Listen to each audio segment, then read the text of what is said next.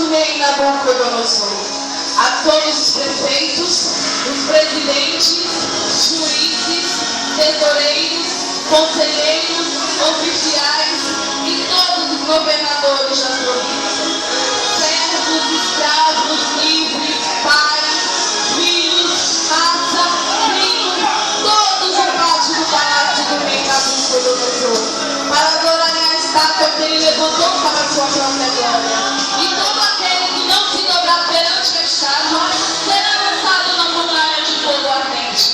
Assim diz o rei, assim